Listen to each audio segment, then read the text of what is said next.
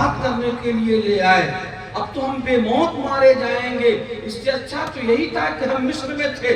حالانکہ حالت یہ تھی یذبحون ابناءہم، وہ ان کی عورتوں کو، ان کے بچوں کو قتل کرتے تھے، اور غلام سے بھی بدتر حالت، جانوروں سے بھی بدتر حالت بنی اسرائیل کی تھی مصر میں، جس کی وجہ سے اللہ کے حکم سے حضرت موسیٰ علیہ السلام پوری قوم کو لے کر فرعونیوں سے دور لے جا رہے تھے۔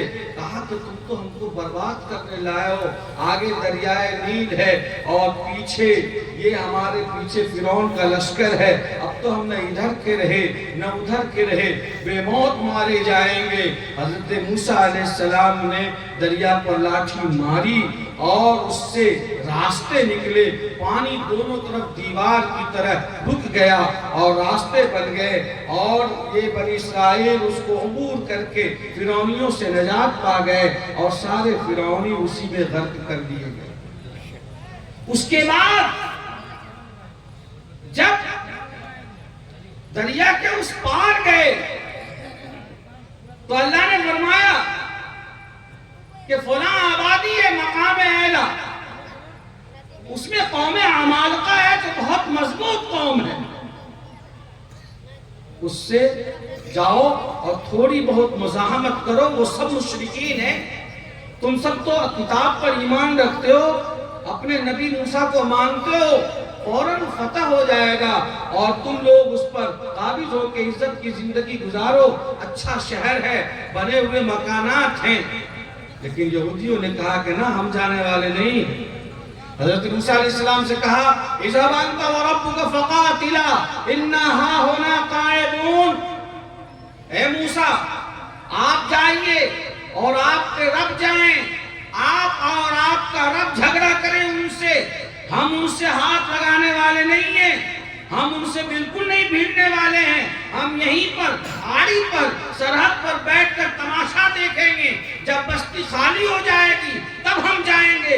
اللہ نے کہا کہ یہ مردود لوگ ہیں، پھر ان کو تیہ کی وادی میں یوں ہی 40 سال تک بغیر کسی مدد کے ایسے ہی ان کو اس میں پھرنا پڑا، اور وادی تیہ میں یہودیوں کو رات و دن گزارنا پڑا وغیرہ وغیرہ۔ میں یہ کہنا چاہتا ہوں کہ حضرت موسیٰ علیہ السلام نے لاٹھی ماری اور راستہ بنا، حضرت موسیٰ علیہ السلام نے پتھر پر لاٹھی ماری اور پینے کے پانی کے چشمے ابل پڑے، لیکن آقا و مولا جناب محمد رسول اللہ صلی اللہ علیہ وسلم کی یہ خصوصیت نہیں رہی کہ ان کی قوم نے یہ کہا ہو کہ اے ہمارے نبی آپ جاؤ اور آپ کرو، ہم یوں ہی بیٹھیں گے۔ اللہ کے رسول صلی اللہ علیہ وسلم نے بدر کے وقت آپ نے صحابہ سے کہا کہ تم لوگ کیا میرا ساتھ دینا چاہتے ہو، کیا مدینہ سے باہر جا کر بدر کے مقام پر مشرکین مکہ کا مقابلہ کیا جائے؟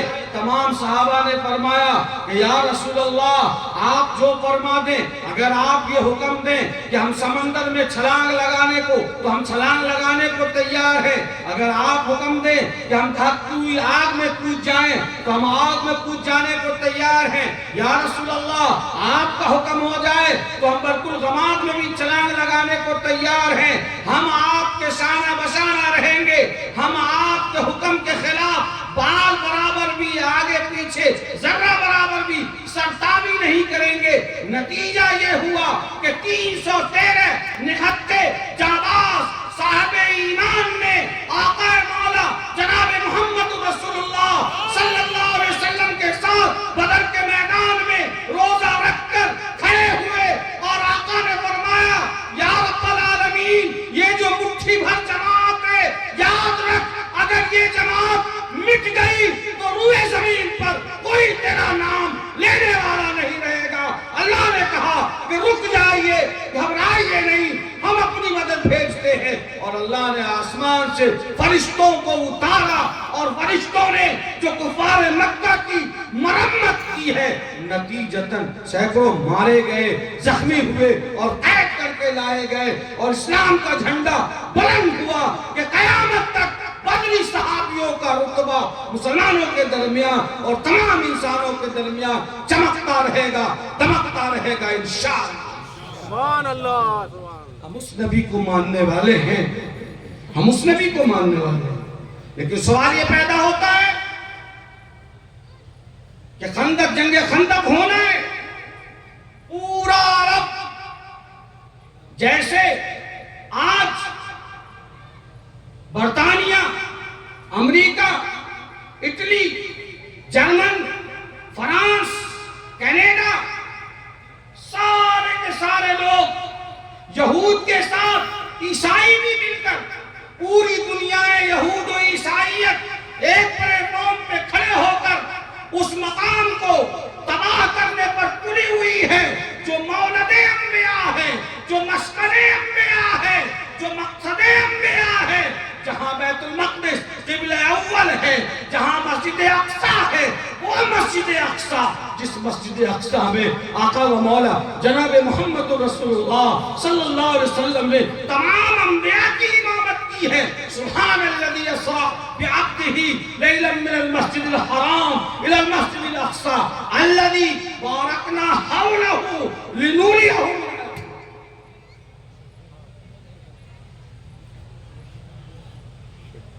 اسی طرح سے غزوہ خندق کے موقع پر عرب کے تمام قبائل ابو سفیان کی سربراہی میں اور اس کی قیادت میں سارے قبائل قرب و جوار کے ایک ساتھ جمع ہوئے اور پلاننگ یہ ہوئی کہ مدینے میں جتنے مسلمان ہیں سب کو ختم کر دیا جائے، تباہ کر دیا جائے، تاکہ نہ رہے بانس نہ باجے بانسے، جمیرہ ہی ختم ہو جائے.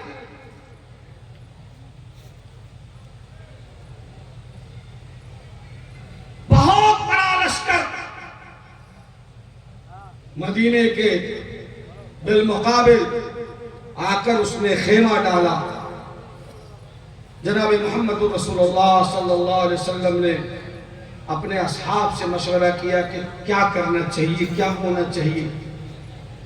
حضرت سلمان فارسی رضی اللہ تعالیٰ عنہ نے مشورہ دیا کہ ہمارے یہاں یعنی ایران میں لڑائی کا ایک طریقہ یہ بھی ہے کہ شہر کے چاروں طرف خندق کھود دیا جاتا ہے تاکہ دشمن شہر میں داخل نہ ہو سکے، گھوڑے سے ہتھیار کے ساتھ وہ آ نہ سکے، اور ہم ادھر سے دشمنوں کا مقابلہ کریں گے خندق کے اس پار سے.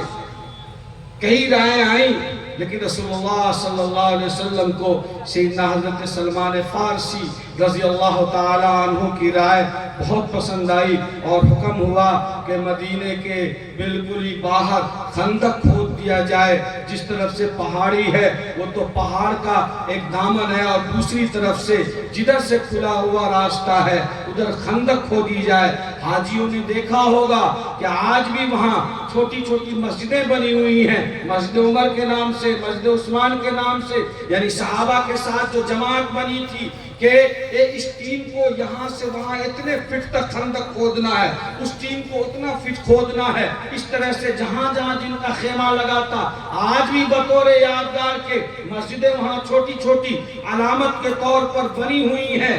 قربان جاہیے آقا و مولا جناب محمد رسول اللہ صلی اللہ علیہ وسلم پر وہ ایسا نبی جو امام الانبیاء ہے، وہ ایسا نبی جو خلاصۃ الانبیاء ہے، وہ ایسا نبی جو تمام نبیوں کا سردار ہے، وہ ایسا نبی کہ جن کی بعثت تخلیق کائنات کا سبب ہے، لولاک لما خلقت الافلاق کا جسے لقب دیا گیا.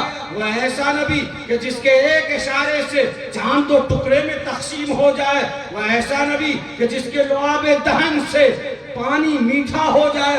وہ ایسا نبی کہ جس کے انگلی کے پوروں سے پانی کے چشمے جاری ہونے لگے. آج وہ نبی آخر الزمان خاتم المرسلین جناب محمد رسول اللہ صلی اللہ علیہ وسلم بھی خندق کھود رہے ہیں، صحابہ بھی کھود رہے ہیں. کڑاکے کی سردی ہے، پلس یہ کہ فقر و فاقہ کا یہ عالم ہے کہ صحابہ کے گھروں میں ایک دو وقت تو کیا کئی روز تک چولہے میں آگ تک نہیں جلتی. خود رسول اللہ صلی اللہ علیہ وسلم کا ایک دن کا نہیں کئی دنوں کا فاقہ ہے. صحابہ بھی اسی حال میں ہیں، خندق کھود رہے ہیں، ترانے پڑھ رہے ہیں. یا اللہ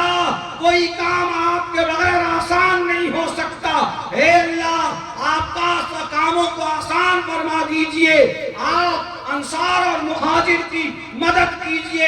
ترانہ چل رہا ہے، لوگ خندق کھود رہے ہیں اتنا لمبا چوڑا کہ کوئی سوار گھوڑے سمیت خندق کو پار نہ کر سکے۔ ایک صحابی نے گھبرا کر پریشان ہو کر آئے اور سرکار دو عالم صلی اللہ علیہ وسلم کی شان میں آ کر کھڑے ہو گئے اور انہوں نے اپنا کرتا اٹھا کر اپنے پیٹ کو دکھلایا تو صحابی کے پیٹ پر ایک پتھر بندھا ہوا تھا۔ پتھر کو انہوں نے اس لیے باندھ رکھا تھا تاکہ کمر ٹیڑھی نہ ہو اور کمر سیدھی رہ سکے۔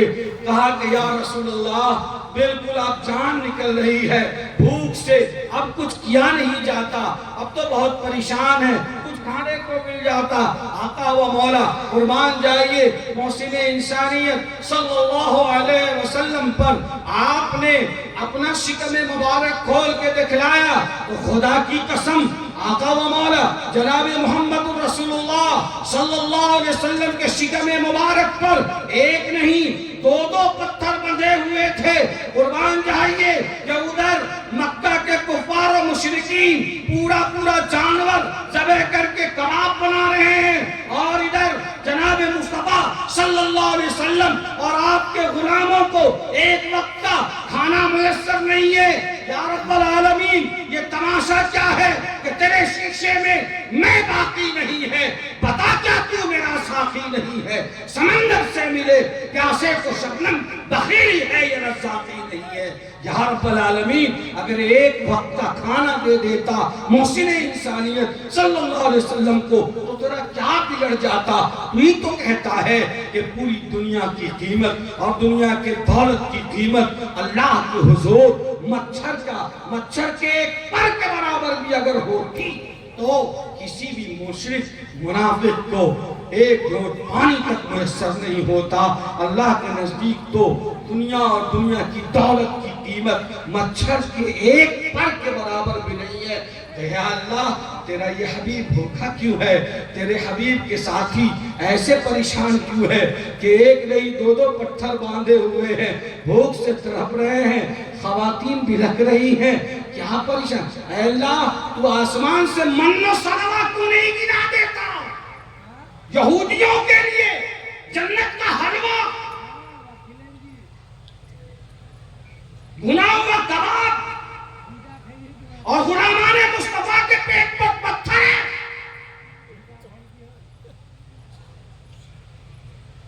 تماشا کیا ہے؟ جی ہاں تماشا یہ ہے، یہی میں بتانا چاہتا ہوں مجمع کو اور یہی پیغام دینا چاہتا ہوں جوانوں کو اور میں اپنے گنہگار بدکار دل کو بھی یہی کہنا چاہتا ہوں۔ ہم مقصد ہے اور مقصد یہ ہے کہ رسول اللہ صلی اللہ علیہ وسلم کے رخصت فرما جانے کے 1444 سال کے بعد ایک ایسا وقت آئے گا کہ پوری دنیا نہتھے معصوموں کو نوچے گی۔ حضور کی یہ سنت اگر اس کے سامنے رہے گی تو ایسی پوزیشن میں بھی وہ کہیں گے لا الہ الا اللہ محمد رسول اللہ، لا الہ الا اللہ محمد رسول اللہ۔ وَلَنَبْلُوَنَّكُمْ بِشَيْءٍ مِّنَ الْخَوْفِ وَالْجُوعِ وَنَقْصٍ مِّنَ الْأَمْوَالِ وَالْأَنفُسِ وَالثَّمَرَاتِ وَبَشِّرِ الصَّابِرِينَ الَّذِينَ إِذَا أَصَابَتْهُمْ مُصِيبَةٌ قَالُوا إِنَّا لِلَّهِ وَإِنَّا إِلَيْهِ رَاجِعُونَ۔ نعرہ تکبیر، نعرہ تکبیر، تحفظ ختم نبوت، تحفظ ختم نبوت، جلسہ دستار بندی و اصلاح معاشرہ، جناب حضرت مولانا مفتی وسیع صاحب۔ میرے نوجوان ساتھیوں اور دوستوں، اس لیے سوشل میڈیا کی خبر کو دیکھ کر ٹی وی کے اینکروں کے سٹائل اور ناچنے گانے کے انداز کو دیکھ کر بدل نہ بنو۔ وَلَا تَهِنُوا وَلَا تَحْزَنُوا وَأَنْتُمُ الْأَعْلَوْنَ إِن كُنتُم مُّؤْمِنِينَ۔ یہ بات یاد رکھو کہ اگر اس مجمع کا آخری آدمی بھی اللہ کے راستے میں شہید کر دیا گیا کلمہ طیبہ لا الہ الا اللہ محمد رسول اللہ کا ترانہ پڑھتا رہوں گا، گنگناتا رہوں گا، اس لیے کہ اللہ نے اسی میں کامیابی رکھی ہے، اور اللہ نے خود فرمایا ہے لَتُبْلَوُنَّ فِي أَمْوَالِكُمْ وَأَنفُسِكُمْ، ہر حال میں تمہیں آزمایا جائے گا، یہ ہونا ہے۔ مالوں کی کمی، جانوں کی کمی، پھلوں کی کمی، باغات کی کمی، بلڈنگیں گریں گی، یاد رکھو، اور خون و گوشت کی تجارت کرنے والے لوگ یاد رکھیں، اسلام مٹنے والا نہیں ہے، اس کو قیامت تک باقی رہنا ہے، یہ ناسخ الادیان ہے، تمام ملتوں کو ختم کر کے صرف ملت اسلامیہ کو رہنا ہے، یتیمے کے نہ کردہ قرآن درست، کتب خانہ چند ملت و شخص،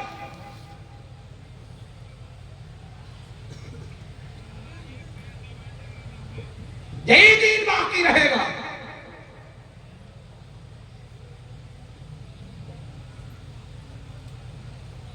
اور فرمایا اللہ کے رسول صلی اللہ علیہ وسلم نے کہ آج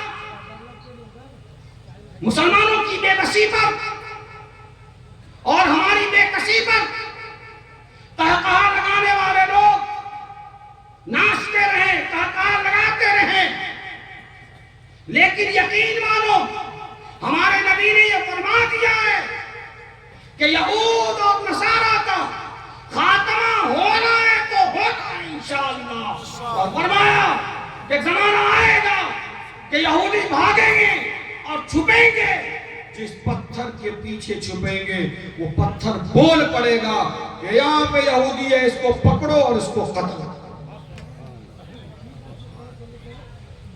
سنو مسلمانوں، اچھی طرح سے، ہمارے اوپر تو کوئی پریشانیاں نہیں،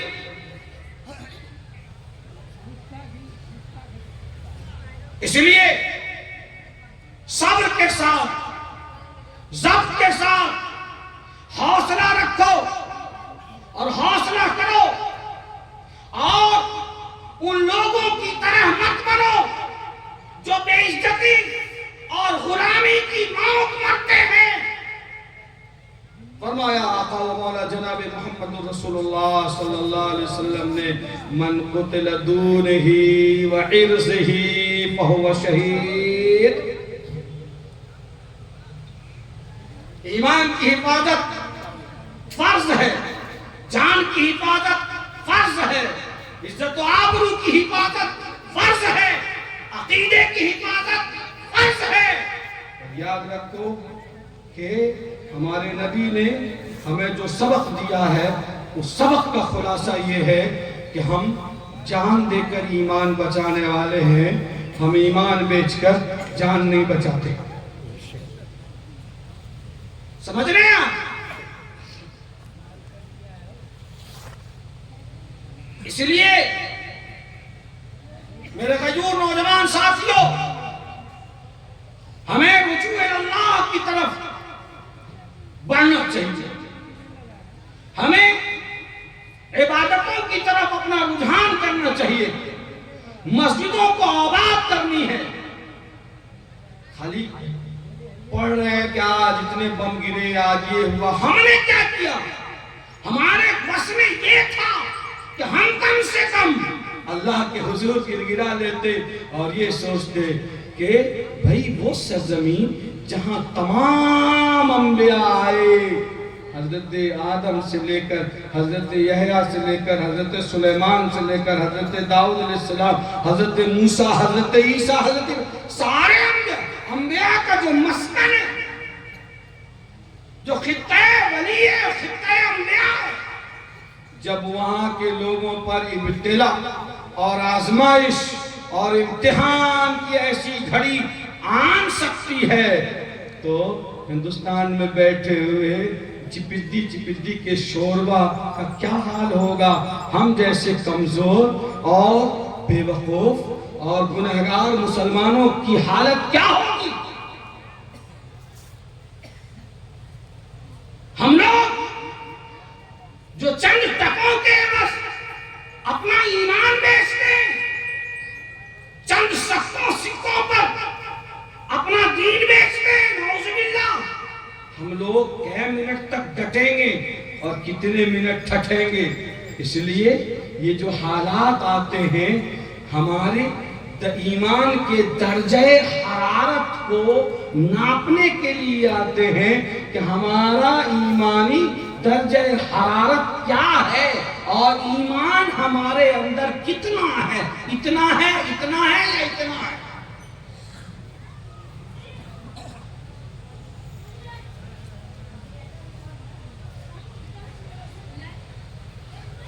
میرے بھائیوں اور ساتھیوں، زمانہ آسمان پہ جا رہا ہے، بے شک جا رہا ہے۔ دنیا بجلی کی رفتار کے ساتھ برق رفتاری سے چل رہی ہے۔ اس کا مطلب یہ نہیں ہے کہ ہم دامن مصطفیٰ کو چھوڑ دیں اور ہم اسلام کے علاوہ کسی اور طریقے میں عزت ڈھونڈیں۔ یاد رکھو کہ جس زمانے میں بغداد پر، اسپین میں، بغداد میں مسلمانوں کی حکومت تھی، ایسی شاندار حکومت تھی، ایسی شاندار حکومت تھی، تہذیب ایسی تھی کہ وہی شخص مالدار سمجھا جاتا تھا جس شخص کے گھر میں لائبریری ہوتی تھی اور کتب خانہ ہوتا تھا، اور جتنی کتابیں جس کے گھروں میں ہوتی تھی وہ اتنا مہذب سمجھا جاتا تھا۔ لیکن جب بدکرداری آئی اور غداری آئی اور آپس میں مسلک کے نام پر اور برادری کے نام پر جب آپس میں نفاق پیدا ہوا اور جب آپس میں دست و گریباں ہوئے، ایک دوسرے کا کالر پکڑنے لگے، چوک چوراہے پر ایک دوسرے کو ذلیل کرنے لگے، برادری کے نام پر، مسلک کے نام پر، مسجد کے نام پر، امام کے نام پر، متولی بننے کے نام پر، مدرسے کی کمیٹی کے نام پر، سیم یہی حالات وہاں ہوئے تھے۔ اللہ نے تاتاریوں کو ان پر مسلط کیا اور ایسا مسلط کیا کہ تمام مسلمانوں کا قتل عام ہوا، ہزاروں نہیں لاکھوں کی تعداد میں مسلمان تہے تیغ کیے گئے کہ نالوں میں پانی کے بجائے ایمان والوں کا خون بہتا تھا، اور جناب لوگوں میں بزدلی اور ہیبت اور پژمردگی ایسی چھا گئی۔ تاریخی حقیقت ہے، افسانہ نہیں ہے، حقیقت یہ ہے کہ سرے بازار اگر کوئی تاتاری عورت کسی نوجوان کو پکڑتی تھی اور کہتی تھی کہ تم یہیں کھڑے رہو، میں اپنے گھر جاتی ہوں اور خنجر لے کر آتی ہوں، تمہیں قتل کروں گی، تو ہمت نہیں ہوتی تھی اس شخص کی کہ وہاں سے ٹس سے مس ہو سکے، وہ یہیں کھڑا رہتا تھا۔ وہ عورت گھر جاتی تھی، خنجر لے کر آتی تھی اور پھر اس کو خنجر سے مارتی تھی، لیکن بزدلی یہ ہو گئی تھی کہ وہ نوجوان مارکیٹ میں یوں ہی کھڑا رہتا تھا، حالانکہ وہ بھاگ بھی سکتا تھا، حالانکہ وہ مزاحمت بھی کر سکتا تھا، حالانکہ وہ کچھ آپس میں جھڑپ بھی کر سکتا تھا، لیکن اللہ نے ایسی بزدلی ڈال دی تھی، اس لیے کہ اللہ کو ایسے جھگڑالوں لوگوں سے زمین کو پاک کرنا تھا۔ جب وہ سب پاک صاف ہو گئے تو انہی تاتاریوں کو اللہ نے ایمان کی توفیق دے دی اور وہی مسلمان ہو گئے، اور انہی کی تاتاریوں کے نسل سے اللہ نے جو بغداد میں خدمت دی ہے، جس کے اثرات ملک ہندوستان پر کہ علامہ نے کہا کہ ہے آیا یورش تاتار کے افسانے سے، ہے آیا یورش تاتار کے افسانے سے، پاسباں مل گئے کعبے کو سرم۔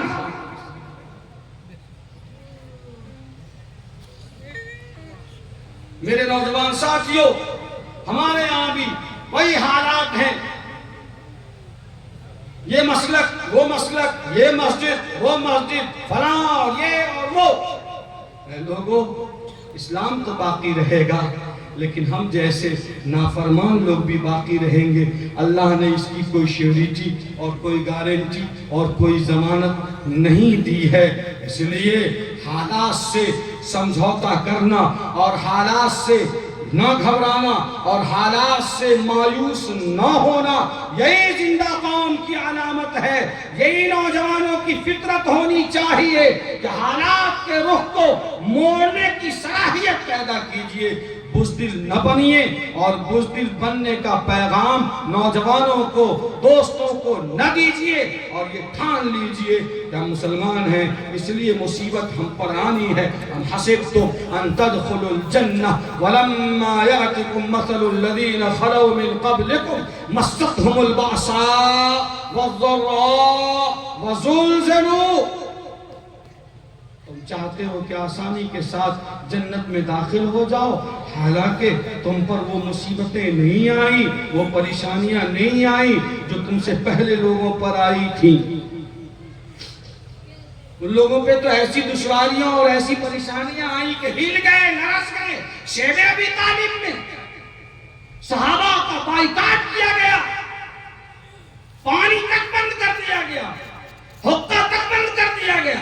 جناب اگر کربلا کا میدان ہوا تو کیا ہوا؟ نواسے کے ساتھ ہوا۔ یہ تو خود نانا جان کے ساتھ بھی شیب ابی طالب میں وہ بائیکاٹ کا واقعہ ہو چکا ہے کہ تمام مشرکین نے مسلمانوں کا حقہ پانی تک بند کر دیا تھا، اور صحابی کی حالت یہ تھی کہ کھجور کے چھلکے چباتے تھے، اور بچوں کے لیے پانی کا ایک گھونٹ ملنا بھی مشکل ہو گیا تھا۔ اور یہ ساری پریشانیاں صرف اس لیے آئی تھیں کہ انہوں نے حبیب کا کلمہ پڑھا تھا، لا الہ الا اللہ محمد رسول اللہ۔ حضرت سمیہ جس نے بڑھاپے کی عمر میں کلمہ طیبہ پڑھا تھا، عورتوں میں سب سے پہلے مسلمان ہونے والی اس عمر کی خاتون میں حضرت سمیہ ہے۔ ابو جہل نے کہا کہ اے سمیہ، تم نے کس کا کلمہ پڑھ لیا ہے؟ تم کو کیا چاہیے؟ جو چاہیے وہ مانگو، میں دینے کو تیار ہوں، لیکن محبت محمد کی غلامی سے توبہ کر لو، لوٹ جاؤ۔ سمیہ نے کہا کہ تم کائنات اور کائنات کی ساری چیزیں بھی ہمارے قدموں میں ڈال دو، تو یہ عشق رسول کا نشہ ہے۔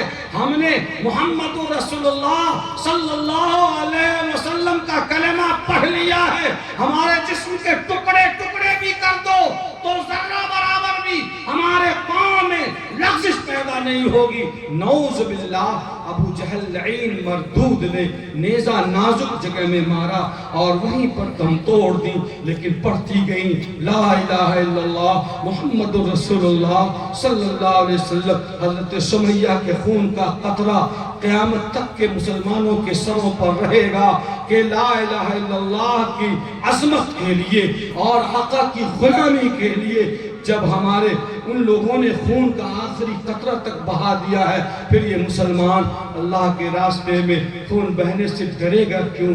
خوف کیوں کھائے گا؟ لرزہ پر اندام کیوں ہوگا؟ کیا تم جنت میں جانا چاہتے ہو حالانکہ تم پر ابھی ایسی مصیبتیں نہیں آئی ہیں جو تم سے پہلے لوگوں پر آ گئیں؟ ان کو ایسی دشواریوں اور سخت دنوں کا سامنا پڑا ہے۔ حتی یقول الرسول والذین آمنوا معه متی نصر اللہ، یہاں تک کہ اللہ کے رسول بھی بول پڑے اور ان کے ساتھ رہنے والے صاحب ایمان بھی بول پڑے کہ اب برداشت نہیں ہوتا، اب سہن نہیں ہوتا۔ یا رب العالمین، آپ کی مدد کب آ رہی ہے؟ اللہ ذرا رکیے، اطمینان سے رہیے، صبر کیجئے، ضبط سے رہیے، دھیرج رکھیے۔ ان نصر اللہ قریب، اللہ کی مدد آ رہی ہے، اور چند سالوں کے بعد جو اللہ کی مدد آئی ہے تو پھر سن 8 ہجری میں ہزاروں کی تعداد میں وہی مشرکین مسلمانوں کے قدموں میں ناک رگڑ رہے تھے جنہوں نے مسلمانوں کو مکے سے نکلنے پر مجبور۔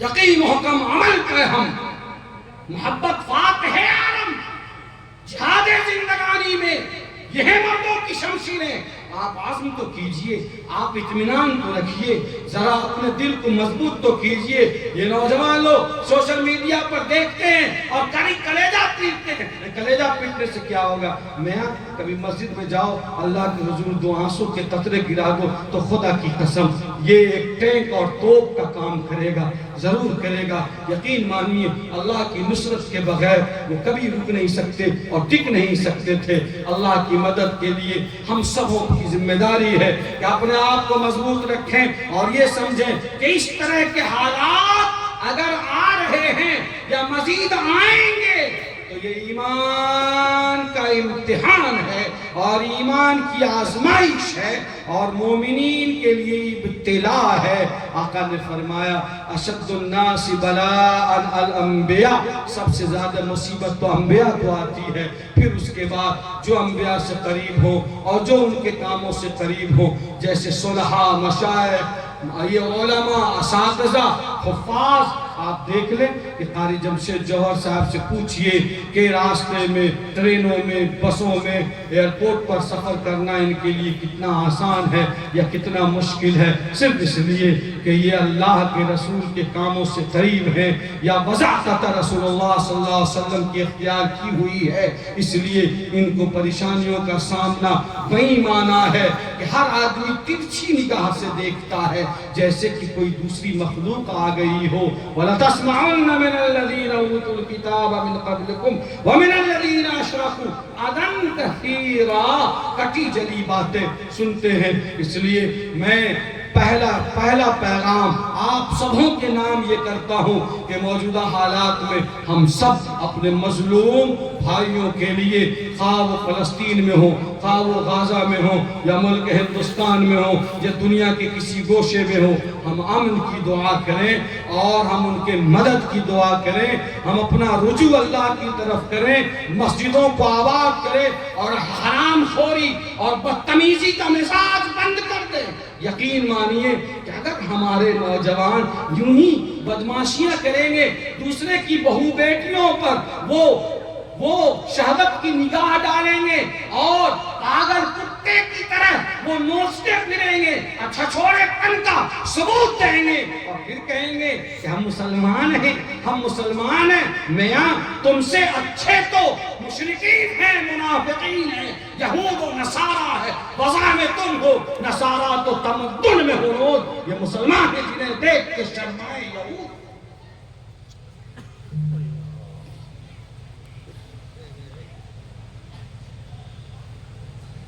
میں نوجوانوں سے کہوں گا مسلمان ہو تو اپنے آپ کو مسلمان بناؤ، دکھاؤ، اس کا تعلق یہاں سے ہے۔ اور میرے بھائیوں، جس نگاہ سے اپنی بیٹی اور بہن کو دیکھتے ہو اسی نگاہ سے پڑوس کی بیٹی اور بہن کو بھی دیکھو، اس لیے کہ اگر یہ غلطی ہم سے ہوئی کہ اگر ہم نے کسی غیر پر دوسری اور شہوت کی اور درندگی کی نگاہ ڈالی تو یقین مانیے علماء موجود ہیں، پوری ذمہ داری کے ساتھ یہ بات عرض کر رہا ہوں کہ گناہ بدکاری ایک ایسا گناہ ہے جس کا قصاص ہے۔ قصاص کا مطلب ہوتا ہے فی القصاص حیات یا اولی الباب، بدلہ، جان کے بدلے جان۔ دانت توڑ دیا، اسلامی قانون میں دانت توڑا جائے گا۔ کسی کا ہاتھ کاٹ دیا، اسلامی قانون میں ہاتھ کا، یہ اس کو کہتے ہیں قصاص، برابری۔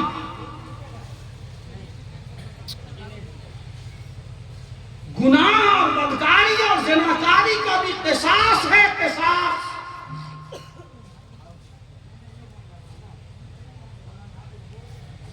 جو آدمی دوسرے کی بہو بیٹی کی طرف غلط نظر اٹھائے گا،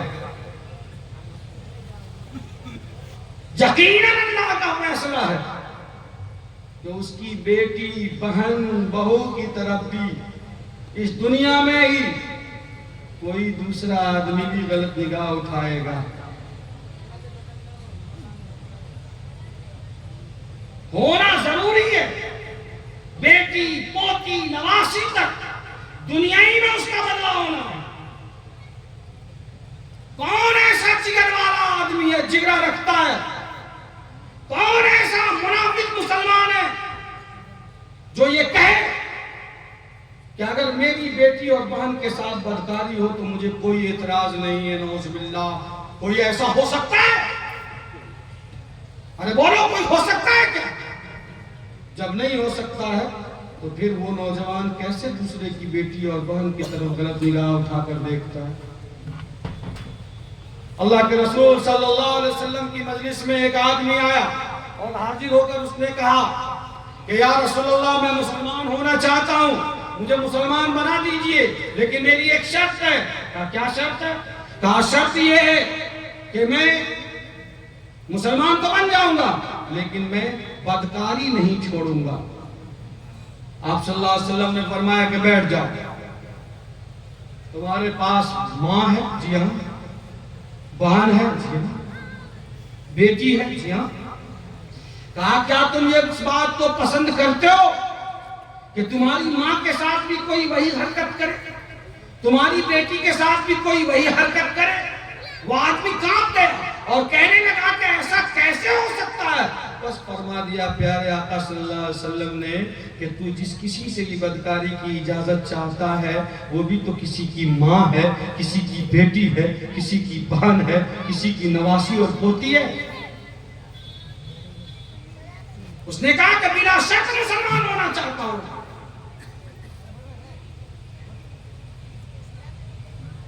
آپ سروے کر لو، بگوا میں کر لو، کلداس پور میں کر لو، نشتہ میں کر لو، آپ پڑوس پڑوس میں کر لو، جہاں پورے علاقے میں جس کسی نے بھی ایسی حرکت کی ہے اللہ نے اس کے خاندان میں وہ ذلت والی حرکت کروا دی ہے تاکہ دنیا کے لوگ تماشا دیکھیں کہ کیسے اللہ تعالیٰ ذلت کا بدلہ ذلت سے دنیا میں بھی لیتا ہے۔ آخرت کا معاملہ تو اپنی جگہ سلامت ہے۔ سروے کرو، جس کسی نے اپنے باپ کو ماں کو دھکے دے کر گھر سے نکالا ہے اس کے بیٹے نے بھی اسے دھکے دے کر گھر سے نکالا ہے۔ یقین نہ ہے تو سروے کرو، آپ سرچ کرو، دیکھو، جائزہ لو۔ اللہ کے بنائے ہوئے نظام اور سسٹم کا یہ طریقہ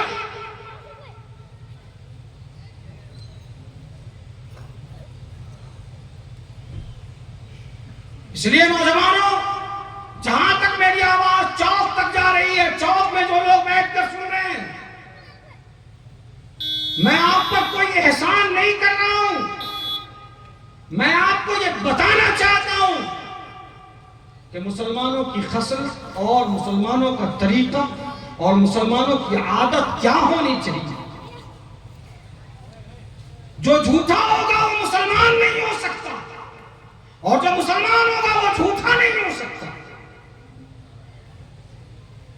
جو بدکار ہوگا وہ مسلمان نہیں ہو سکتا، اور جو مسلمان ہوگا وہ بدکار نہیں ہو سکتا۔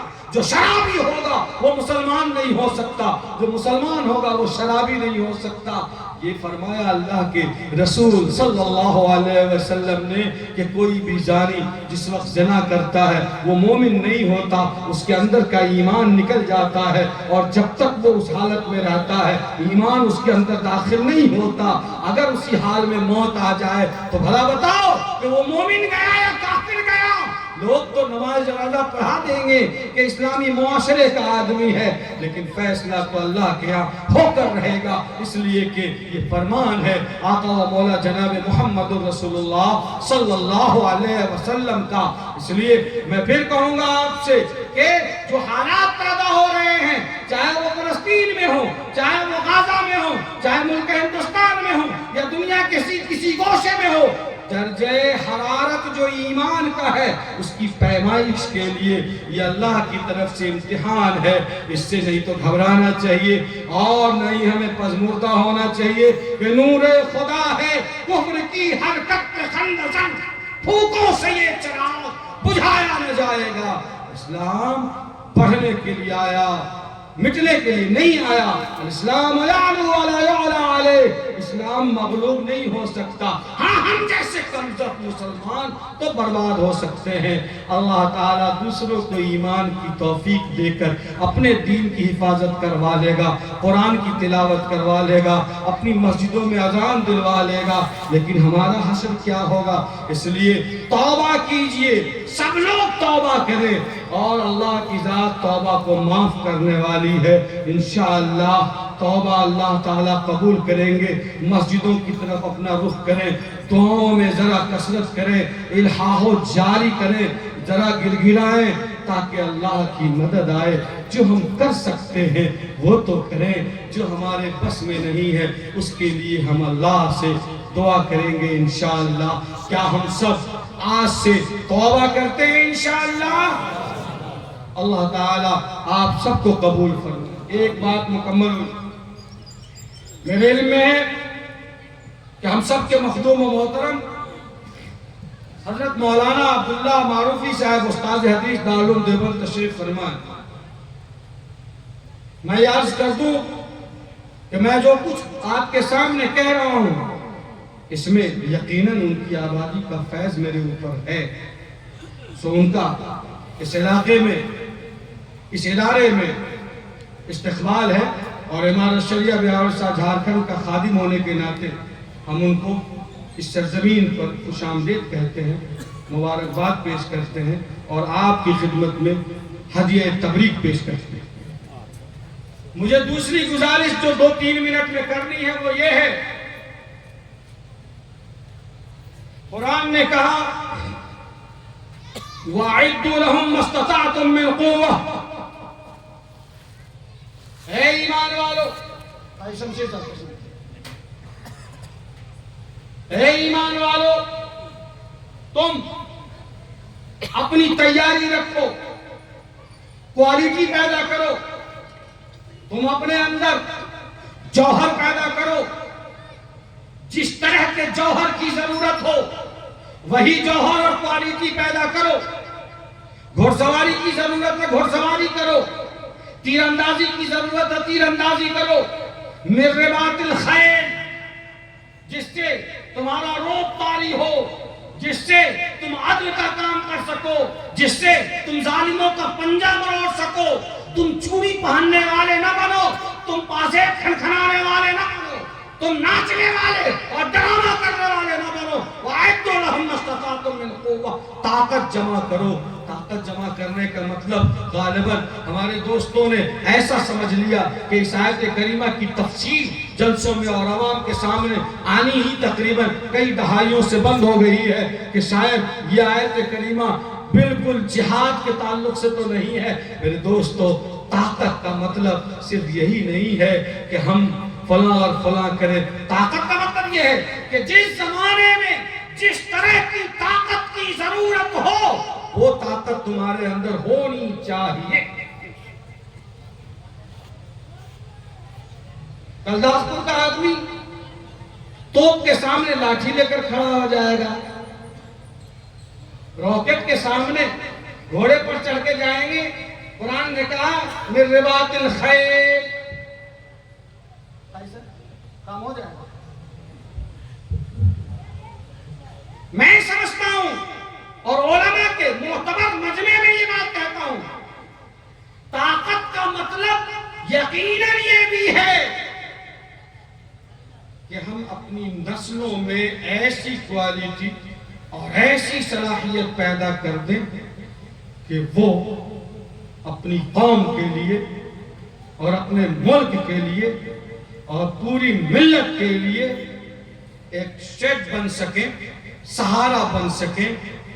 وہ راکٹ بھی بنا سکیں, وہ میزائل بھی بنا سکیں, وہ ٹینک بھی بنا سکیں, وہ اے پی جے عبد الکلام کا ڈبل رول ہو سکے. طاقت کا مطلب یہ بھی ہے.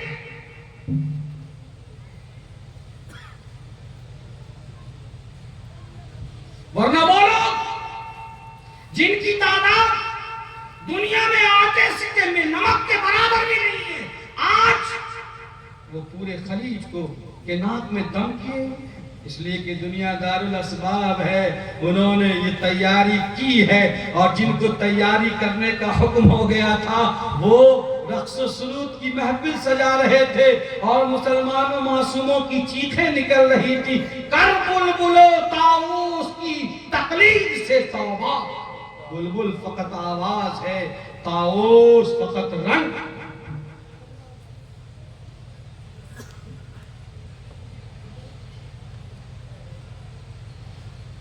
میں پورے مجمع سے یہ کہنا چاہتا ہوں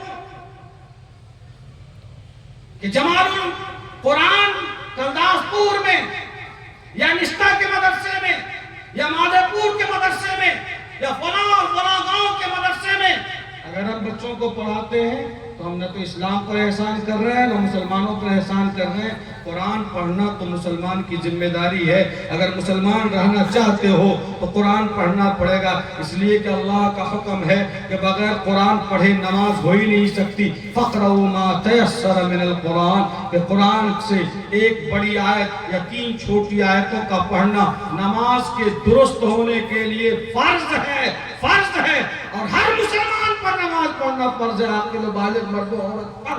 تو نماز کیسے ہوگی قانوناً؟ جب تک وہ قرآن نہیں پڑھے گا، نہیں پڑھے گی تو نماز ہوگی؟ اور بولو،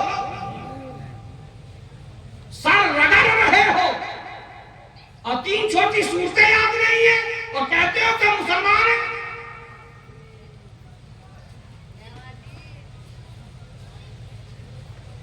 قرآن پڑھنا، اتنا پڑھنا کہ نماز ہو جائے، یہ تو خود اللہ نے فرض قرار دیا ہے، اس میں کیا ایسا؟ تو پڑھنا ہے۔ قرآن پڑھائیے، اپنے بچوں کو مسلمان بنائیے، یہ تو ہر آدمی کو کرنا ہی کرنا ہے، لیکن اسپیشلائزیشن اور اختصاص کچھ لوگوں کو، قریب طبقے کو چننا، اور جیسے کلداس پور میں دارالقضا کا قائم ہونا، یہاں قاضی بھی ہوگا جو علاقے میں مسلمانوں کے مسائل کو حل کرے گا، ایک مفتی بھی ہوگا جو مسلمانوں کو حلال و حرام کا شرعی حکم بتائے گا، ایک حافظ قرآن بھی پکا ہوگا جو ہر مسجد میں تراویح پڑھائے گا۔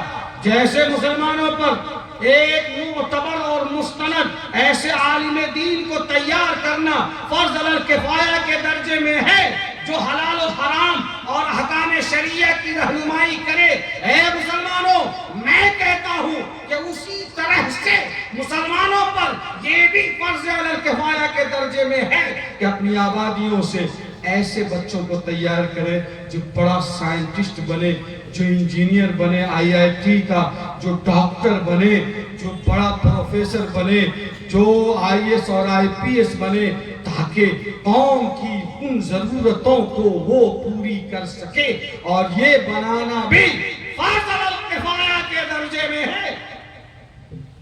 ذمہ داری سے بات کرتا ہوں میں۔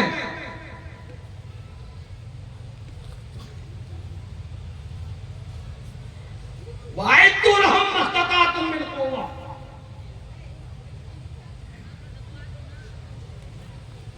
یہ تہجد پڑھنے والا مسلمان، قرآن کی تلاوت کرنے والا قاری اور مجوید، یہ آدھار کارڈ بنانے کے لیے جب کھڑے کھڑے پیشاب کرنے والے کے سامنے ہاتھ جوڑ کر کھڑا ہوتا ہے اور بلاک کا چکر لگاتا ہے، اور وہ جو اس کی داڑھی اور ٹوپی کو دیکھ کر دھتکارتا ہے، تو خدا کی قسم پوری ملت شرمسار ہوتی ہے۔ اے لوگو، کیا تمہارے اندر سکت نہیں ہے کہ تم اپنے بچوں کو ویڈیو اور سیو اور ایکٹیو بناؤ؟ تمہارا کام خالی کھانا پینا اور ہوٹل بازی کرنا اور ایک دوسرے پر الزام لگانا ہے۔ شرم کرو، غلامان مصطفیٰ ہو، کچھ تو خیال کرو۔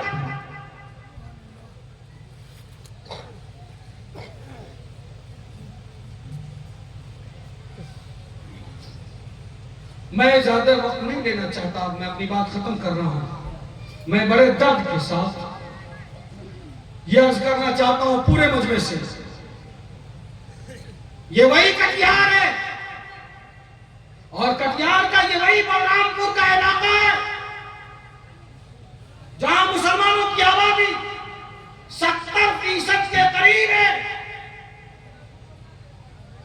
جو پورے ملک میں کسی بھی علاقے سے بڑی آبادی ہے،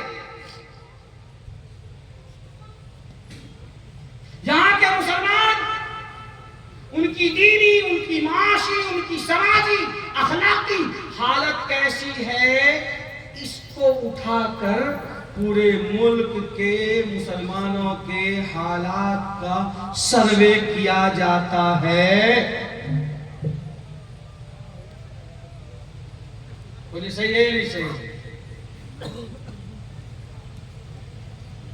کیا مسلمان اسی لیے کہ دلی اور ممبئی کے ہوٹلوں میں ہمارے بچے گلاس مانجیں گے؟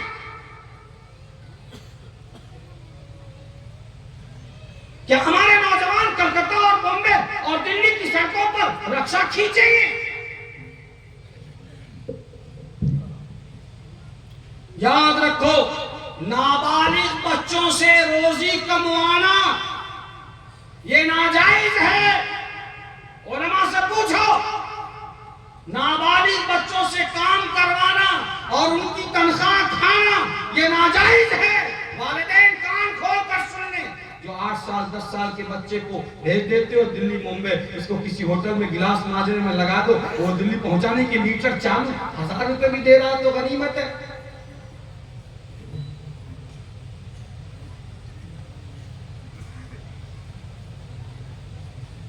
میرے بھائیو،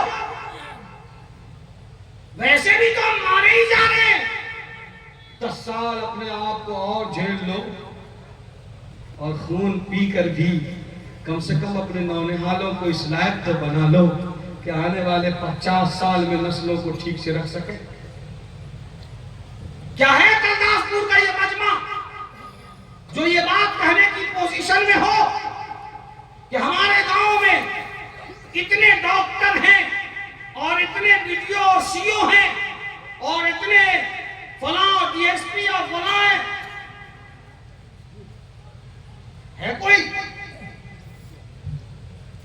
نہیں ہے؟ کیا قوم کو اس کی ضرورت نہیں ہے؟ ارے بولو ہے کہ نہیں ہے؟ زور سے بولو ہے کہ نہیں ہے؟ عزم کیجئے، کیا ارادہ کرتے ہیں انشاءاللہ؟ ارے بولیے ارادہ کرتے ہیں انشاءاللہ۔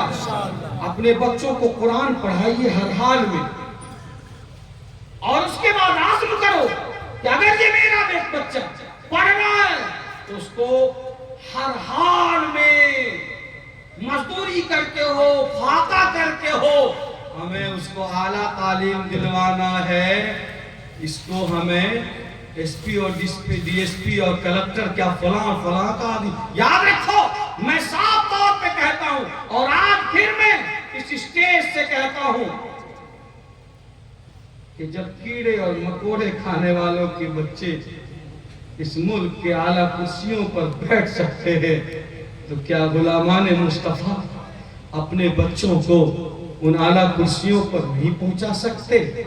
جنہوں نے اس ملک پر 1-2 دن نہیں کئی 100 سال تک حکومت کی ہے، کیا وہ دوبارہ اپنے بچوں کو اس لائق بھی نہیں بنا سکتے کہ وہ ہمارے کام آ سکیں اور ملک کے کام آ سکیں؟